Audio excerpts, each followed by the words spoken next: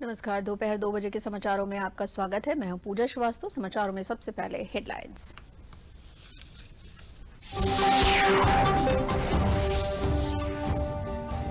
प्रधानमंत्री नरेंद्र मोदी ने सोमनाथ में भगवान शिव के दर्शन करने के बाद गुजरात की जनसभा को किया संबोधित। प्रधानमंत्री के चुनाव प्रचार में भाग लेते ही बदलने लगा है नजारा।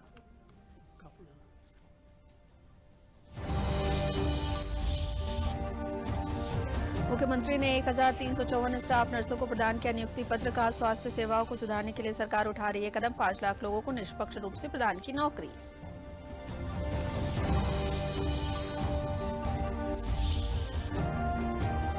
वाराणसी में काशी तमिल संगमम की धूम। दोनों संस्कृतियों में बसते हैं भगवान शिव। भाषा अलग होने के बावजूद दोनों संस्कृतियां आपस में हैं करीब।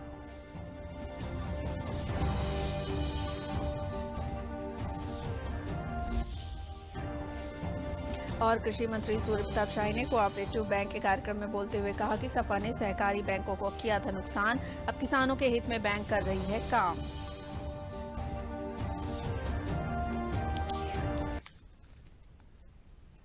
अब समाचार विस्तार से। गुजरात विधानसभा चुनाव के पहले चरण के लिए प्रचार तेज हो गया है। प्रधानमंत्री के गुजरात दौरे का आज घेरावल में जनसभा को उन्होंने संबोधित कर शुरुआत की।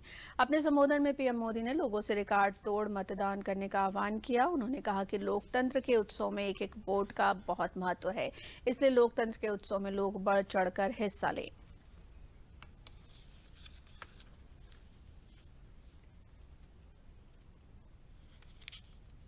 प्रधानमंत्री नरेंद्र मोदी ने गुजरात दौरे के दूसरे दिन आज सोमनाथ मंदिर पहुंचकर वहां पूजा अर्चना की। पीएम मोदी ने शिव जी का पंचामृत अभिषेक किया। उन्होंने जल, दूध, दही, शहद, शक्कर से बाबा भोलेनाथ का अभिषेक किया। सोमनाथ से प्रधानमंत्री का पुराना जुड़ाव है। सोमनाथ रथ यात्रा से लेकर पार्टी को मजबूती दिलाने में इस क्षेत्र का खासा महत्व है।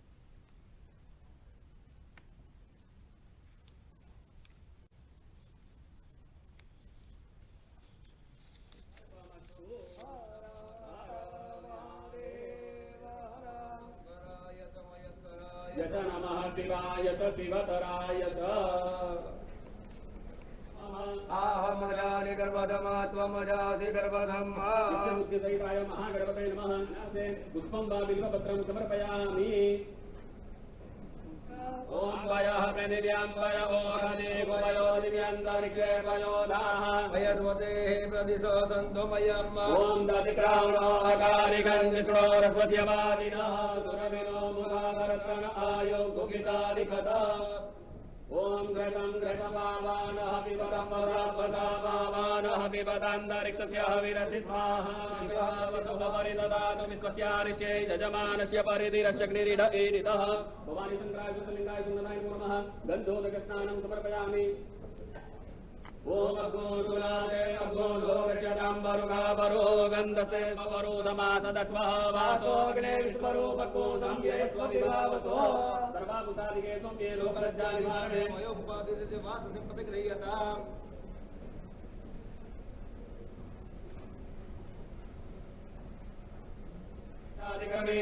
पुष्पैर्वाप्रवारतुलसीकलमालदेवी त्वां पूजयामि जगदीश्वरमे प्रसीद। भवानी शङ्कराय ज्योतिर्लिङ्गाय सुमनाय नमः। ऋतुकालोद्भवं पुष्पं च पुष्पमालां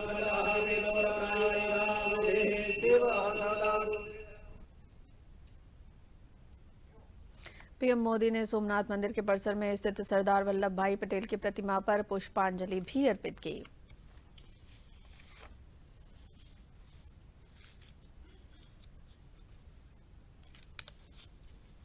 प्रदेश में चिकित्सा व्यवस्था को मजबूत करने के लिए सरकार लगातार काम कर रही है। आज मुख्यमंत्री योगी आदित्यनाथ ने चिकित्सालयों में नर्सिंग स्टाफ को बढ़ाने के लिए 1354 नर्सिंग स्टाफ को नियुक्ति पत्र प्रदान किया।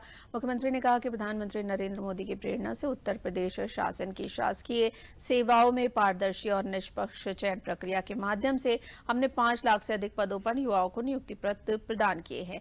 इस अवसर पर उन्होंने कहा कि आपको यह अवसर मिल रहा है कि आप लोगों की सेवा करके समाज में अपनी अहम हिस्सेदारी निभा सकते हैं।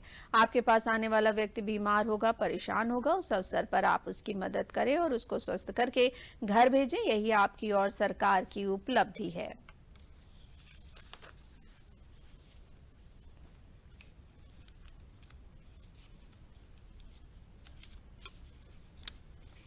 मुझे बहुत प्रसन्नता है कि 1354 स्टाफ नर्सेज का एक साथ चयन उत्तर प्रदेश लोक सेवा आयोग के द्वारा पारदर्शी तरीके से करने के उपरांत आज स्वास्थ्य विभाग के द्वारा उन्हें नियुक्ति पत्र वितरण का एक कार्यक्रम यहां पर आयोजित किया गया है। मैं सबसे पहले आप सभी को इसके प्रति हृदय से बधाई देता हूं।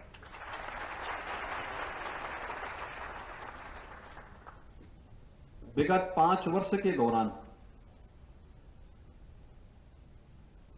आदरणीय प्रधानमंत्री जी की प्रेरणा से उत्तर प्रदेश में उत्तर प्रदेश शासन की शासकीय सेवाओं में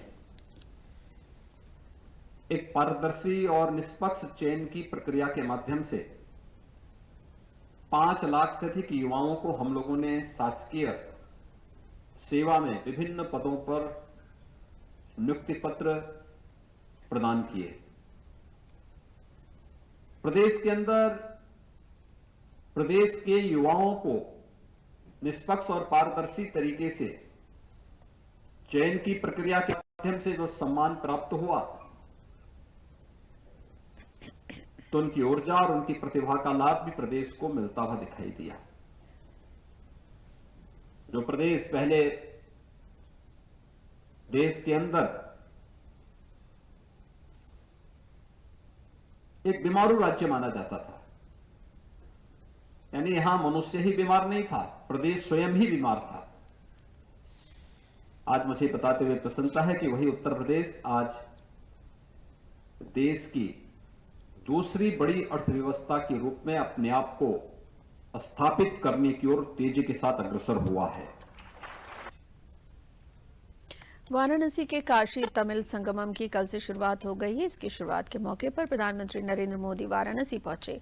उत्तर और दक्षिण की संस्कृतियों के समागम के तौर पर हो रहे इस कार्यक्रम को उत्तर और दक्षिण की संस्कृतियों के मिलन के तौर पर देखा जा रहा है। पीएम मोदी ने इस प्रकार के कार्यक्रमों की आजादी के बाद से अभी तक अनदेखी पर चिंता जताई और कहा कि इस मंथन से राष्ट्रीय एकता का संदेश निकलेगा, जिसका फायदा पूरे देश को मिलेगा।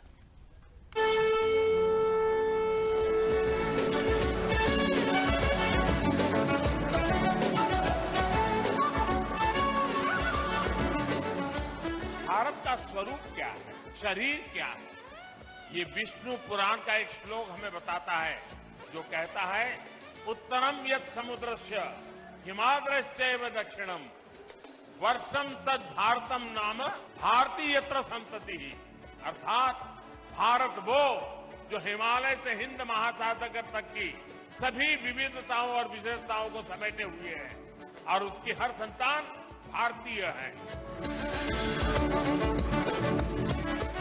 प्रधानमंत्री नरेंद्र मोदी ने शनिवार को वाराणसी में काशी तमिल संगमम का शुभारंभ किया। यह आयोजन देश के 2 सबसे प्रमुख और प्राचीन ज्ञान केंद्रों की महानता का जश्न है। यह संस्कृति और अध्यात्म के अनूठे संगम को दर्शाता है। ऐसा संगम जिसमें कला,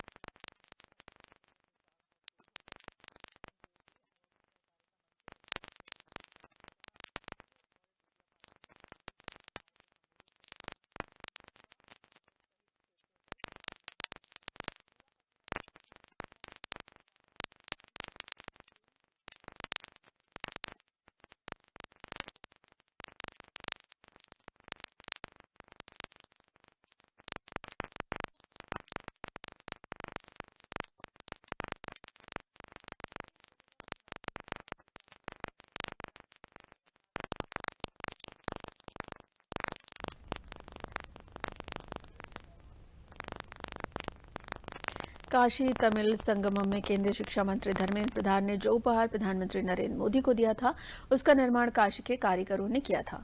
मीनाकारी के क्षेत्र में काम करने वाले केजीआई के कारीगरों ने इसका निर्माण किया था।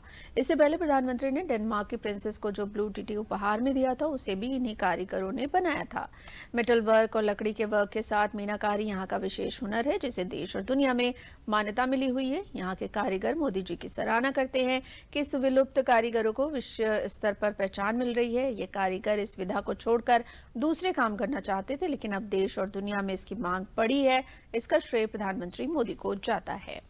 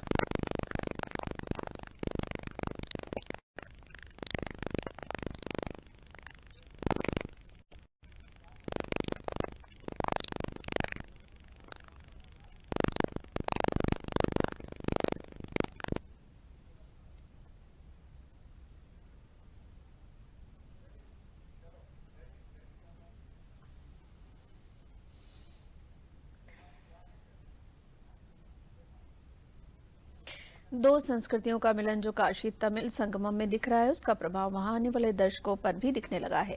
वृंदावन से आने वाली ये पर्यटक काशी के रंग में तो रंगी है, लेकिन ये तमिल संस्कृति की भी प्रशंसक हैं। दोनों संस्कृतियों में शिव बसते हैं, शिव रमते हैं और शिव के अधीन ही मानव सभ्यता दिखती है। ये गायिका आपका मन मोह लेंगी। आप इनके गीत का आनंद लीजिए।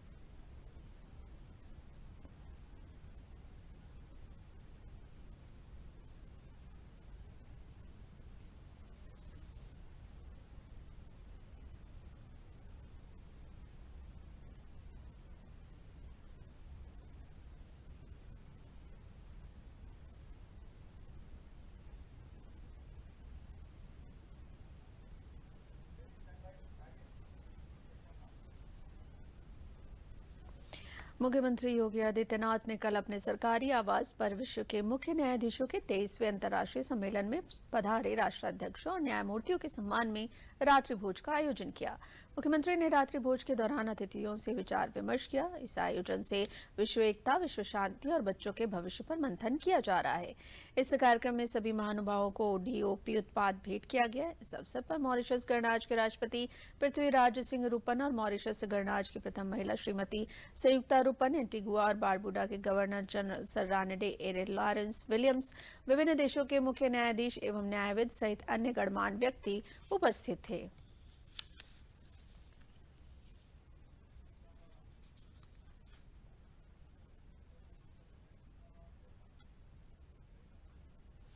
समाचारों में आगे बढ़ने से पहले लेते हैं विराम।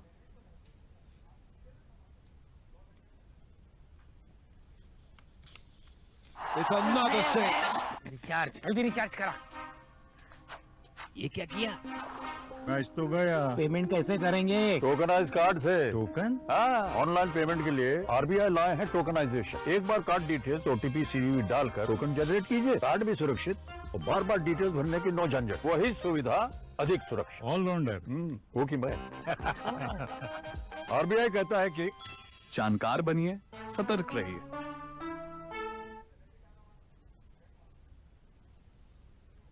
Uttar Pradesh cooperative bank limited तथा उत्तर प्रदेश सहकारी ग्राम्य विकास बैंक के संयुक्त तत्वाधान में 69वें अखिल भारतीय सहकारी सप्ताह का आज समापन होगा।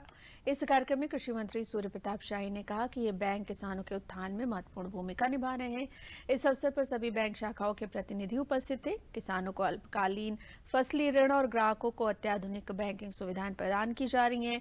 सपा के लोगों ने सहकारी सिस्टम को खराब कर दिया था, लेकिन अब ये किसानों और व्यवसायियों के लिए फायदेमंद हो रही है।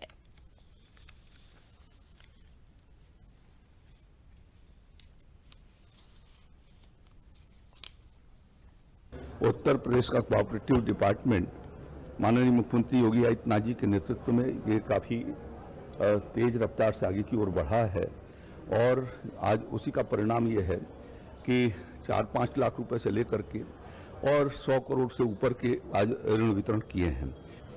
मैं ये कहना चाहूँगा कि खास तौर पर समाजवादी पार्टी ने और उनके नेताओं ने 1977 से इसको पर कब्जा करके इसको ध्वस्त कर दिया था। आज उसको पुनर्जीवन मिल रहा है और प्रधानमंत्री जी के सपनों को साकार करने का काम ग्रामीण क्षेत्रों में पैक्स सोसाइटियों के माध्यम से बीज खाद के वितरण करने के साथ साथ उनको फाइनेंस करना, उनको केसीसी बनाना, उनके लिए विभिन्न खेती के कार्यों के लिए ऋण देना, तो ये लेन देन का काम जो उसने शुरू किया हुआ है, इससे ग्रामीण क्षेत्र को काफ़ी गति मिलेगी, किसानों को सुविधा मिलेगी और इसीलिए आज उन्होंने वित्तीय समावेशन और डिजिटलीकरण डीबीटी के माध्यम से पैसा सीधे ट्रांसफर हो सके, केसीसी ये बनाने का काम भी ये अब करना शुरू कर दिए हैं, तो किसानों को उससे बहुत बड़ा लाभ होगा, ऐसा मैं उम्मीद करता हूँ। प्रदेश के कृषि मंत्री सूर्य प्रताप शाही ने बहराइच दौरे के दौरान कृषि विज्ञान केंद्र का निरीक्षण किया। इस अवसर पर उन्होंने किसानों को मिनी किट वितरित किया। उन्होंने कहा कि प्रदेश में 4000 धान क्रय केंद्रों को संचालित किया गया है, जिन पर 70 लाख मीट्रिक टन धान खरीद का लक्ष्य निर्धारित किया गया है, जिसका लाभ किसान उठा सकते हैं। प्रदेश भर के किसानों को निःशुल्क उपलब्ध कराए गए दलहन के 4 लाख मिनी किट और तिलहन के 5 लाख मिनी किट प्राप्त कर किसान उसकी बुआई कर अपनी आय बढ़ाने में मदद पा रहे हैं।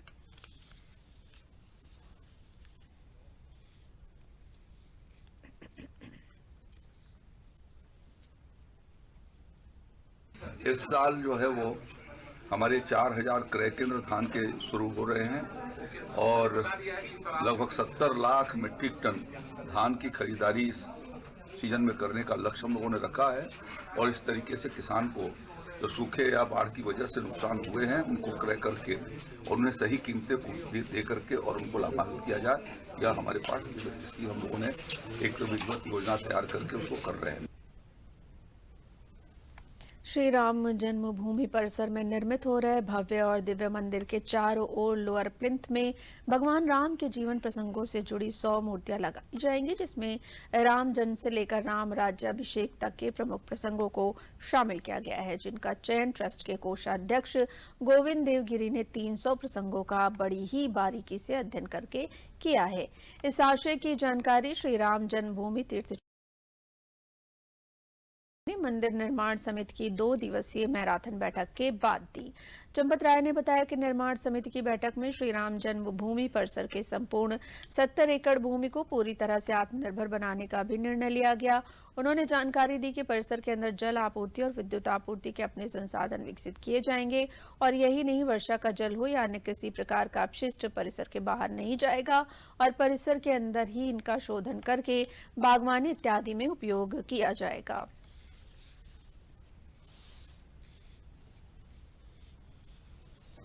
सत्तर एकड़ परिसर में ही अंदर के सारे सीवर का शुद्धिकरण करेंगे। सीवर ट्रीटमेंट प्लांट STP कम से कम 2 स्थानों पर होगा और वो ट्रीटमेंट करके उस पानी को अंदर ही बागवानी में, पेड़ पौधों में इस्तेमाल किया जाएगा। अर्थात नगर पालिका को कठिनाइयां नहीं होंगी। हमारी आवश्यकताएं कितनी हैं, हम ये पानी कहाँ से लाएंगे, हमारी बिजली की आवश्यकता कितनी है, ये कहाँ से आएगी, नगर पालिका को कितनी कठिनाइयां होंगी। तो इसके बारे में परिसर की जो तैयारियां थी वो हमारे इंजीनियर्स ने सबके सामने रख दी कि हमारी लाइन पूरी तरह से इंडिपेंडेंट होगी और उसका नगर पालिका पर कोई दबाव नहीं पड़ेगा। प्रधानमंत्री नरेंद्र मोदी का सपना 2025 में टीबी मुक्त भारत हो अपना, इसी लक्ष्य को प्राप्त करने के लिए उत्तर प्रदेश का स्वास्थ्य विभाग निरंतर अपनी कोशिश कर रहा है, जिसके तहत राष्ट्रीय टीबी डिवीजन द्वारा प्रदेश के 7 जिलों को चुना गया है, जिसमें उन्नाव ने अव्वल आकर टीबी उन्मूलन में कांस्य पदक प्राप्त किया है। साथ ही इस वर्ष जनपद का चयन सिल्वर मेडल के लिए किया गया है। जिला टीबी अधिकारी डॉक्टर मनीष मिश्रा ने बताया कि प्रधानमंत्री नरेंद्र मोदी के टीबी मुक्त भारत के सपने को साकार करने के लिए स्वास्थ्य महकमा पूरी निष्ठा के साथ लगा हुआ है, जिसमें उन्नाव जनपद ने ये सफलता प्राप्त की है।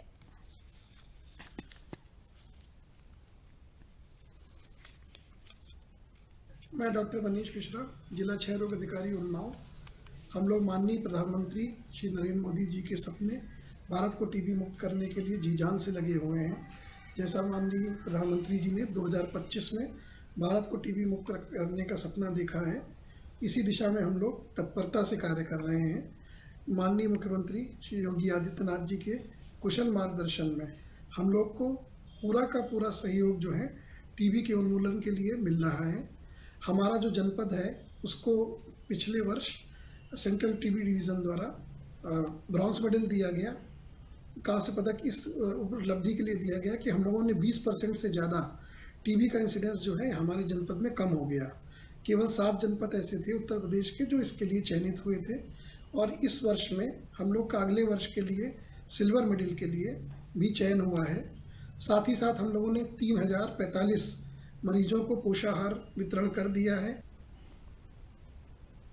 उत्तर प्रदेश के बुलंदशहर में सड़क दुर्घटना को रोकने के लिए सामाजिक संस्था आगे आई है। यह संस्था रोडवेज बस स्टैंड पर चालक परिचालकों के आंखों के टेस्ट के लिए कैंप लगवा रही है। कैंप का उद्घाटन IPS अधिकारी अनुकृति शर्मा ने किया है। कैंप में 50 से 60 चालक परिचालक ने अपने आंखों के परीक्षण कराए हैं। चिकित्सक ने इन्हें आंखों के परीक्षण के बाद उपचार के दिशा निर्देश दिए हैं। जिनको जरूरत थी उनको चश्मे लगाने की सलाह दी है।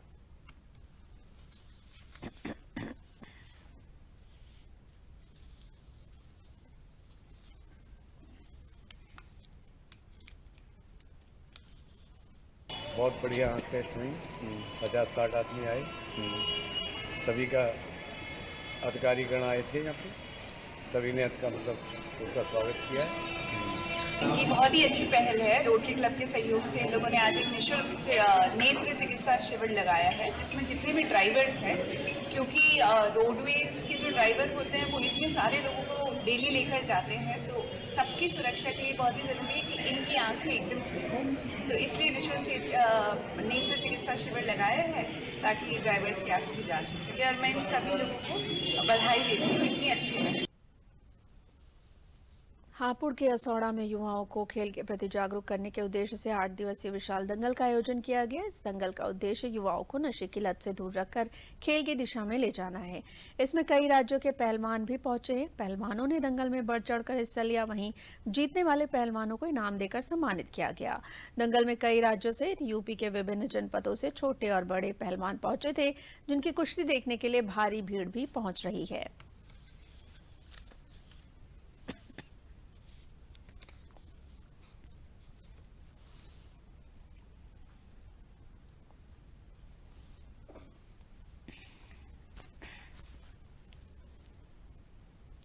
ये जो दंगल कराया जा रहा है इसलिए कराया जा रहा कि हमारे उत्तर प्रदेश में पहलवानी धीरे धीरे खत्म होती जा रही, ताकि हमारी कुश्तियों को बढ़ावा मिला है। और जो आज के नए युवक बच्चे हैं, जो छोटे छोटे बच्चे हैं, पान गुटखा तंबाकू और नशे का आदी होते जा रहे हैं, ताकि पहलवानों को देखकर उन बच्चों में उत्साह पैदा हो जाए और कुश्ती जागरूकता पैदा हो। कुश्ती का मेन उद्देश्य यही है भाई, जैसा आजकल नशा बढ़ रहा है पब्लिक में, नशे की तरफ ध्यान न करके अपने शरीर का ध्यान दे, अपने घर को का नाम रोशन करे, अपनी सेहत पर ध्यान दे। और खुद ये जगह जगह जो दंगल होते हैं, इनका मेन उद्देश्य यही है नशा मुक्त भारत, नशा बिल्कुल जड़ से खत्म हो जाए। आज़ादी के 100 वर्ष बाद 2047 में कानपुर का स्वरूप कैसा होगा और कानपुर वासी अपने शहर को किस रूप में देखना चाहते हैं, इसके दृष्टिगत विजन कानपुर 2047 अभियान के अंतर्गत कानपुर नगर के 116 माध्यमिक शिक्षण संस्थानों, 22 महाविद्यालयों और 3 विश्वविद्यालयों से 1 लाख से अधिक छात्र छात्राओं ने विजन कानपुर एक्ट 2047 के अभियान से जनमानस को जागरूक करने के लिए लगभग 4 किलोमीटर की जागरूकता रैली वॉक फॉर कानपुर निकाली। 1 लाख से अधिक युवा छात्र छात्राओं ने पूरे उत्साह के साथ जनमानस को जागरूक किया।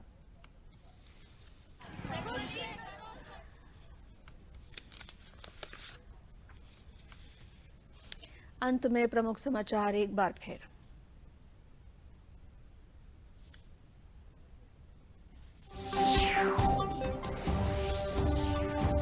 प्रधानमंत्री नरेंद्र मोदी ने सोमनाथ में भगवान शिव के दर्शन करने के बाद गुजरात की जनसभा को किया संबोधित। प्रधानमंत्री के चुनाव प्रचार में भाग लेते ही बदलने लगा है नजारा।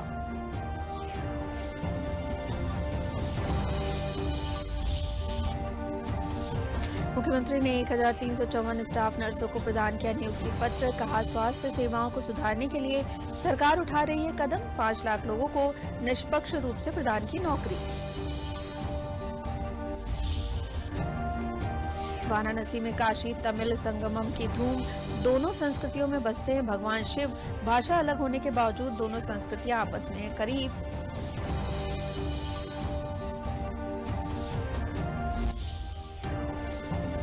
और कृषि मंत्री सूर्य प्रताप शाही ने कोऑपरेटिव बैंक के कार्यक्रम में बोलते हुए कहा कि सपा ने सहकारी बैंकों का किया था नुकसान, अब किसानों के हित में बैंक कर रही है काम।